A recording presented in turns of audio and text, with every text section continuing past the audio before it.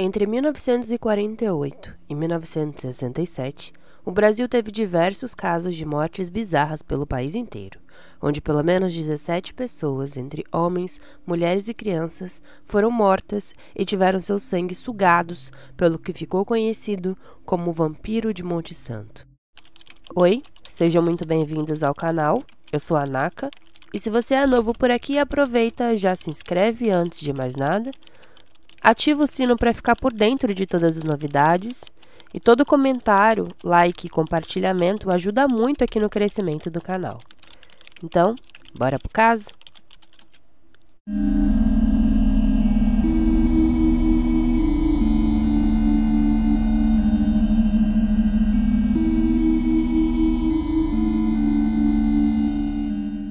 Benedito Gomes Rodrigues nasceu em 1941, em Lagoa da Prata, Minas Gerais. Quando ele tinha apenas 3 anos, a sua mãe faleceu e, a partir de então, ele e seus irmãos foram criados pelo pai, que era alcoólatra. Devido a isso, ele e os seus irmãos passaram por diversos maus-tratos. Quando tinha por volta de 8 anos, ele começou a sofrer de uma doença conhecida como vampirismo. No dicionário, vampirismo é a conduta de alguém que age como um vampiro, ou seja, a obsessão por sangue, principalmente sugar sangue. Normalmente, isso se inicia como um acontecimento específico ainda na infância. Clinicamente, a origem disso seria uma encefalopatia, que é uma doença mental causada pela falta de oxigenação no cérebro. Isso tudo quando o bebê ainda está no útero da mãe.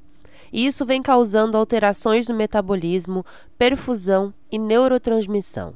Quando Benedito entrou na sua vida jovem, ele seguiu os passos do pai, se tornando também um alcoólatra e mantendo seu vício em sangue ainda assim. Primeiramente, sangue de animais.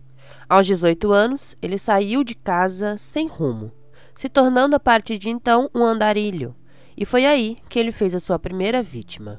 Naquele ano de 1959, ele estava trabalhando em um dia na lavoura e então foi humilhado por 3 homens que trabalhavam ali como capangas.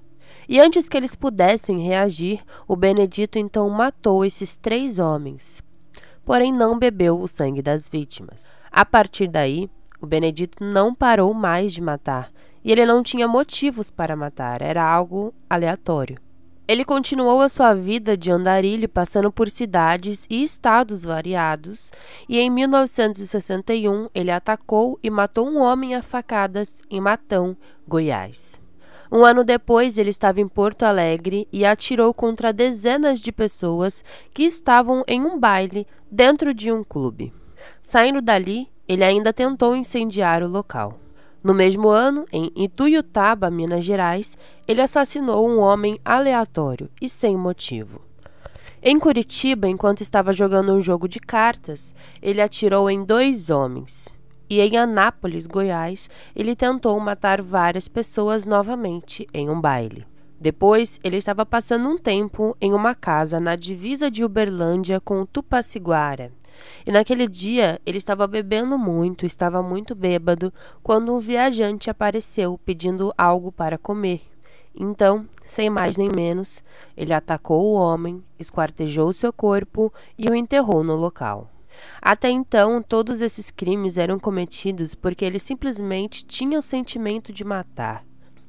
Mas até então, ele ainda não tinha cometido o ato do vampirismo.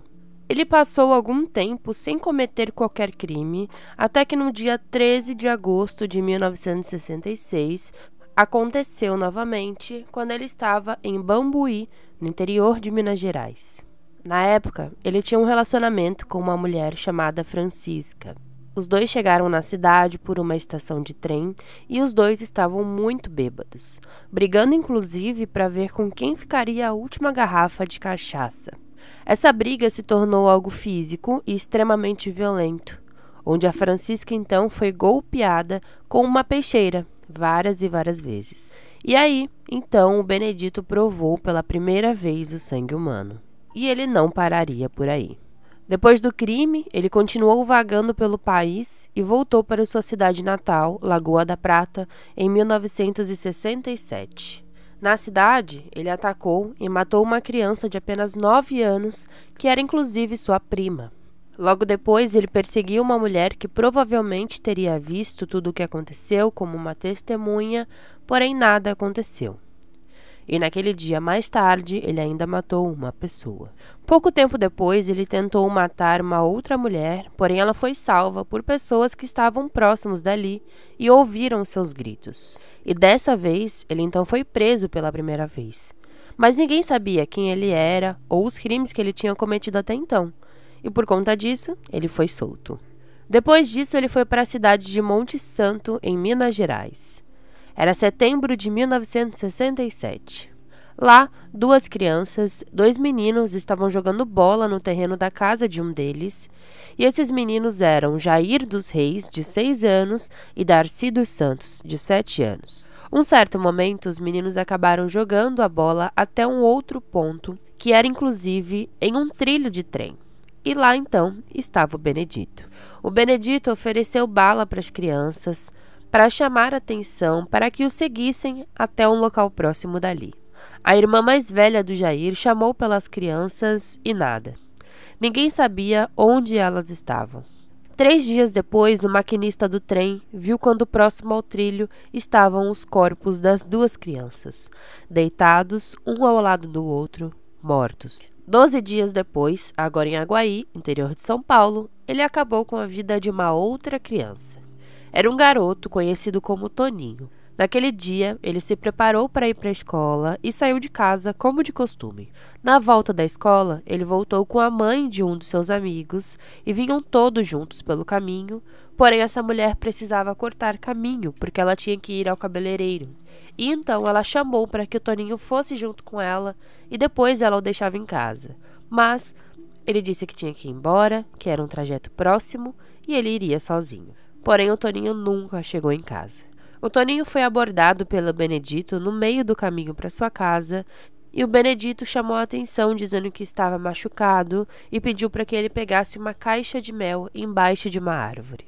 E ele foi ajudar o Benedito quando foi atacado e morto. Segundo a mãe do Toninho, ela ficou desesperada, chorando e esperando por alguma notícia. Era uma cidade muito pequena e naquela noite, por volta da meia-noite, enquanto todos dormiam, ela estava chorando e rezando pelo seu filho desaparecido. Quando ela teve então uma visão dele em sua casa, e ele apareceu para sua mãe dizendo: "Não chora, eu tô aqui." No dia seguinte, o seu corpo foi encontrado com os punhos cortados e o seu sangue havia sido sugado. O Benedito continuou seu trajeto pelos trilhos do trem quando foi encontrado e então preso, já que a polícia já estava desconfiando dele. E então ele confessou todos os seus crimes. Ele falou tudo muito tranquilamente, sem mostrar qualquer remorso. Ele foi acusado de acabar com a vida de pelo menos 17 pessoas em 7 estados brasileiros. Depois de preso, ele foi internado no manicômio judiciário de Franco da Rocha, que ficava em São Paulo, e lá ele passou 22 anos em tratamentos pesados. No dia 27 de junho de 1991, o Benedito aproveitou o momento de distração dos funcionários do manicômio enquanto ele trabalhava no local. Ele trabalhava na pocilga no manicômio e lá ele conseguiu correr e fugir dali. O Benedito entrou na mata próximo ao local e os funcionários até chegaram a correr até ele, porém não foi o suficiente. Ele foi ainda mais rápido e desde então o Benedito está foragido. Ninguém nunca teve notícia sobre ele, não se sabe se ele está vivo ou morto e onde ele poderia estar. Há relatos pelo Brasil inteiro de pessoas que dizem ter visto o Benedito, porém a polícia nunca conseguiu pegá-lo. Obrigada por assistir até aqui. Se você gostou desse tipo de conteúdo e gosta de casos criminais, aproveita e já se inscreve. Se você ainda não é inscrito, deixe seu comentário, sua curtida para ajudar aqui no engajamento do canal. É bem rapidinho e ajuda bastante no engajamento. Então, muito obrigada, valeu e até mais!